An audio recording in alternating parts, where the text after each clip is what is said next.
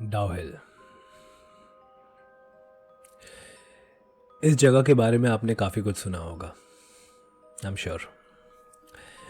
Dowhill basically Kurseong में स्थित है। Kurseong is a town in Darjeeling. It's a very beautiful town, ये आपको पता ही होगा। तो आज की जो स्टोरी होने वाली है वो इसी के अराउंड होने वाली है। मुझे पता है आप लोगों को हॉन्टेड स्टोरीज़ काफ़ी पसंद है, तो आज मैं जो आज आपको बताने वाला हूँ, शायद इसके बाद आप लोगों को आज रात को नींद ना आए, या आप अगर दिन में देख रहे हैं तो शायद आपको बहुत ज़्यादा अनकंफर्टेबल फील हुआ, या फिर आपको क्यूरियोसिटी हो उस जगह जाने की। मैं पहले से डिस्क्लेमर दे रहा हूँ, ये मेरी स्टोरी नहीं है, ये मेरी एक फ्रेंड है आरोही, उसकी स्टोरी है एंड उसके दोस्तों के बारे में। पर जनरली मैं इन सब चीज़ों के बारे में बिलीव नहीं करता, बट जब से मैंने उसकी स्टोरी सुनी है, I couldn't stop my self from believing in ghosts. अब इस स्टोरी की शुरुआत करते हैं। इस स्टोरी के 4 मेन कैरेक्टर्स हैं, आरोही, रिया, नील और कबीर। आरोही एक साइंस स्टूडेंट है एंड बाकी 3 भी, ये चारों साइंस स्टूडेंट है एंड ये दिल्ली के एक पीजी में रहते हैं। तो बहुत ही फास्ट फॉरवर्ड थिंकिंग है इनकी, एंड ऑब्वियसली साइंस स्टूडेंट है तो ये इन सब चीज़ों में बिलीव नहीं करते हैं। एंड ये काफ़ी ज़्यादा ट्रैवल कर चुके हैं पहाड़ों में, एंड इनको पहाड़ बहुत पसंद है। इस बार इन्होंने सोचा कि चलो यार, वेस्ट बंगाल में एक क्वींस ऑफ हिल है तो वहाँ चलते हैं। पहाड़ तो इन्हें पसंद ही थे, मनाली जा जा के बोर हो चुके थे, तो ये अगले सफ़र पे निकल पड़ते हैं। अक्टूबर 2023 की बात है, तो ऑलमोस्ट 3 साल हो चुके हैं इस बात को।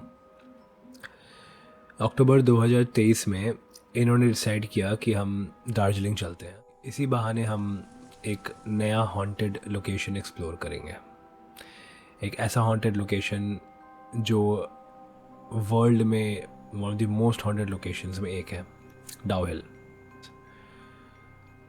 यहाँ पे तरह तरह की कहानियाँ हैं, तो इनको ये पता करना था कि ये एक्चुअली में कुछ है या नहीं। तो अक्टूबर का एक चिली सा वेदर था, ये सारे निकल जाते हैं। दार्जिलिंग पहुंचते ही इन्होंने एक होम स्टे में चेक इन किया। ये अराउंड 2-2:30 बजे के अराउंड ये वहाँ पहुँचते हैं होम स्टे में। चेक इन करने के बाद सबसे फर्स्ट डे ही इन्होंने प्लान कर लिया कि हम इसके बारे में थोड़ा डिटेल में पता करते हैं एंड हम इसे एक्सप्लोर करने निकल पड़ते हैं। इन्होंने कुछ लोकल से बात की, होम स्टे की जो आंटी थी उनसे भी बात की इन्होंने। तो आंटी ने कहा कि नहीं बेटा, वहाँ नहीं जाना।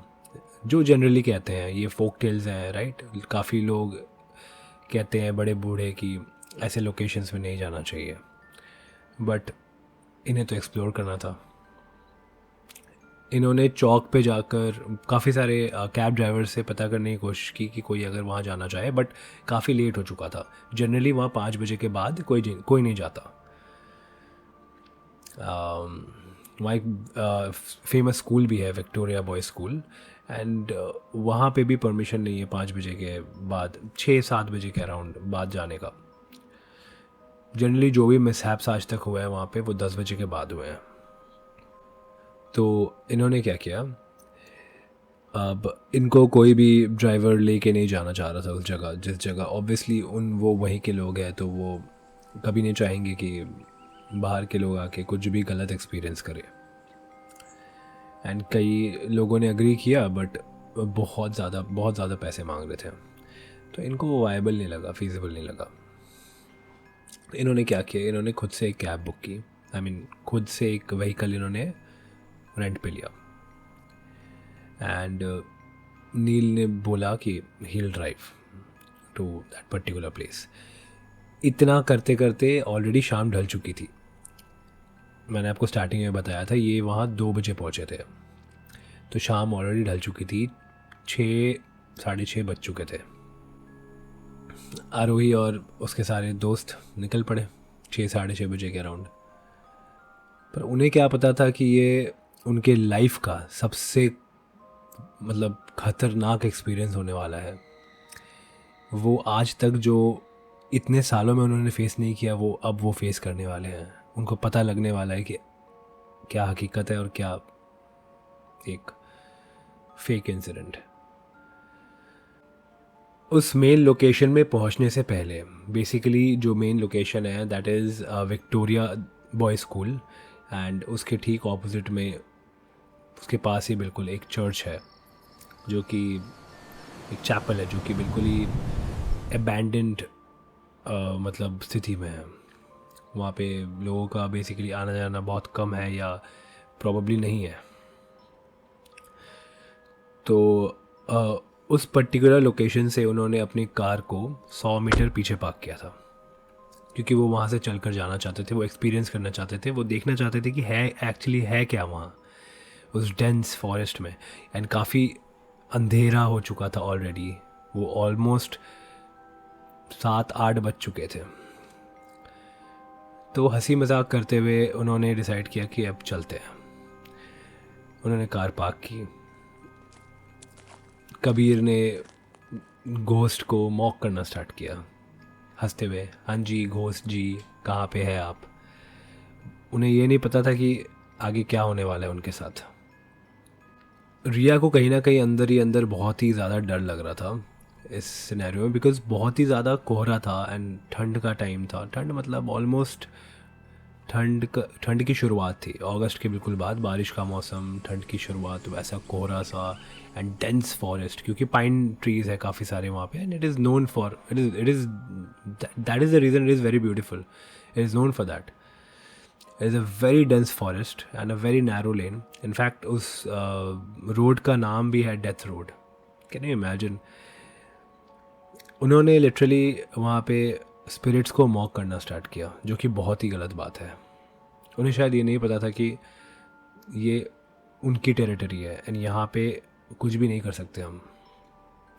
पर फिर जब वो मेन गेट के बाहर पहुँचे, outside the Victoria boy school, उन्होंने वहाँ पे बहुत हंसी मजाक किया, बहुत मजाक उड़ाया, लोकल्स के बारे में मजाक उड़ाया कि ये तो कुछ भी बोलते हैं।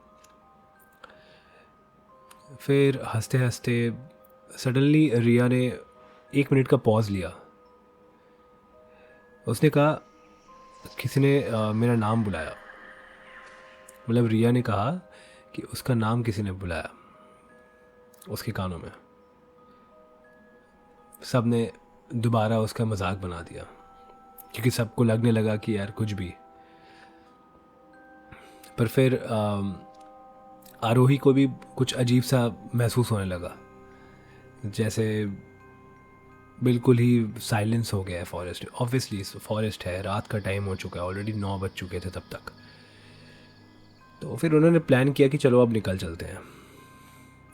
पर फिर जैसे ही वो कुछ कदम अपनी कार की तरफ बढ़ाने लगे, विक्टोरिया बॉय स्कूल से अपनी कार की तरफ, 2-4 कदम पे ही, आपको याद है मैंने कहा था आपको कि रिया को अजीब सी आवाज़ें आ रही थी उसके नाम पुकारने की। वो आवाज़ें फिर आने लगी उसे, एंड इस बार लिटरली उसे लग रहा था कि उसके पीछे से उसे कोई उसके बुला रहा है उसका नाम लेकर। रिया 2 मिनट के लिए रुक गई। यहाँ नील, कबीर और आरोही चल रहे थे, उन्होंने भी पॉज ले लिया ये सोचकर कि भाई रिया क्यों रुक गई। रिया ने जैसे ही अपनी आंखें उठाकर फॉरेस्ट की तरफ देखा, उसने देखा एक छोटा सा बच्चा स्कूल यूनिफॉर्म में बैग पकड़े हुए पेड़ के पीछे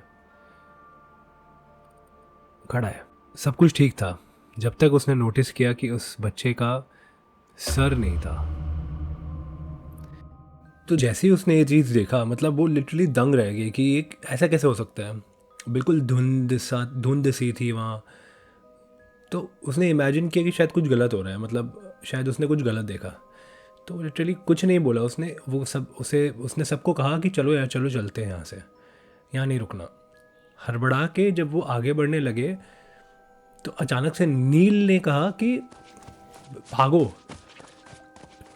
सब मतलब कि शॉक हो गई, क्या हुआ। एंड लिटरली उसने भागना स्टार्ट किया एंड भागते भागते 40-50 मीटर पहुंचते ही मतलब रुक गया। रुक कर उसने कहा सबको कि मुझे ऐसा लग रहा था कि मेरे साथ साथ कोई चल रहा है, मुझे बुला रहा है अपनी तरफ, मुझे कह रहा है कि रुक जाओ, मुझे कुछ बात करनी है। ये सुन के सब शॉक में थे एंड लिटरली सबको लगा कि क्या चल रहा है, कुछ समझ नहीं आ रहा है। आरोही भी शॉक में थी। तो उसके बाद सारे मतलब दौड़ के अपनी गाड़ी की तरफ भागे।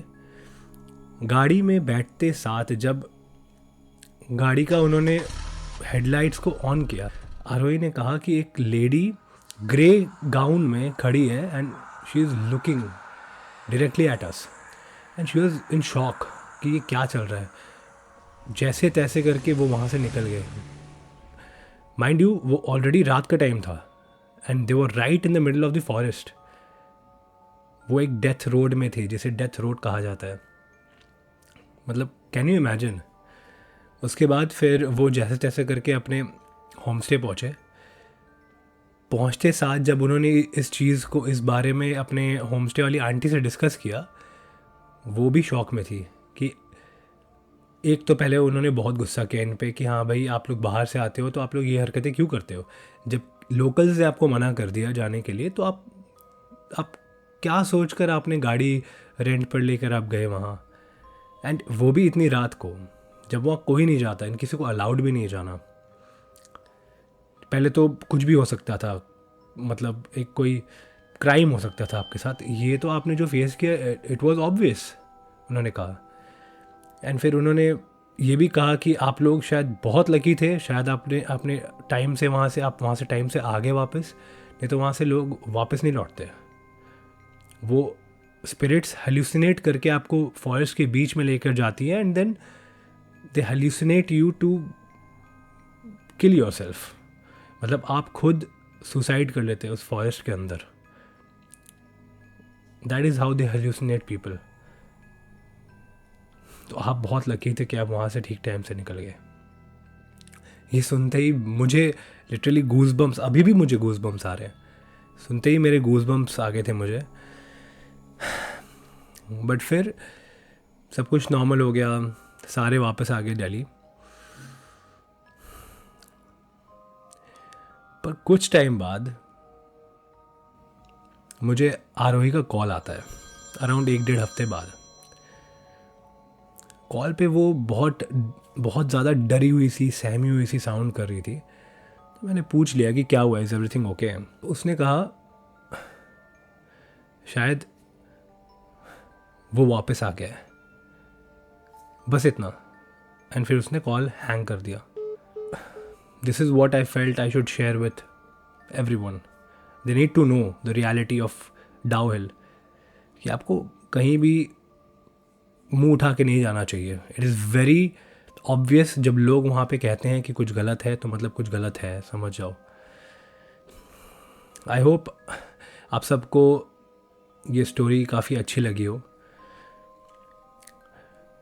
अगर आपको ऐसी स्टोरीज़ पसंद है तो प्लीज़ मेरे इस न्यू चैनल को सब्सक्राइब करें एंड इस स्टोरी को, इस वीडियो को लाइक करें एंड मुझे बताएं कि आपके साथ अगर कोई एक्सपीरियंस हुआ है। अगर आप करशांग या दार्जिलिंग के अराउंड रहते हो तो अगर आपने कोई स्टोरी सुनी है डाउ हिल के रिगार्डिंग तो आप मेरे को बिल्कुल ज़रूर बताएं। I would like to share it with everyone here.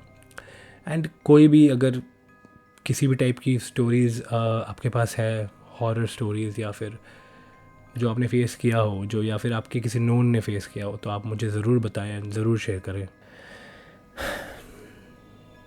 अभी भी लिटरली मेरे गूज़ बम्स है। Thank you for watching. Bye bye.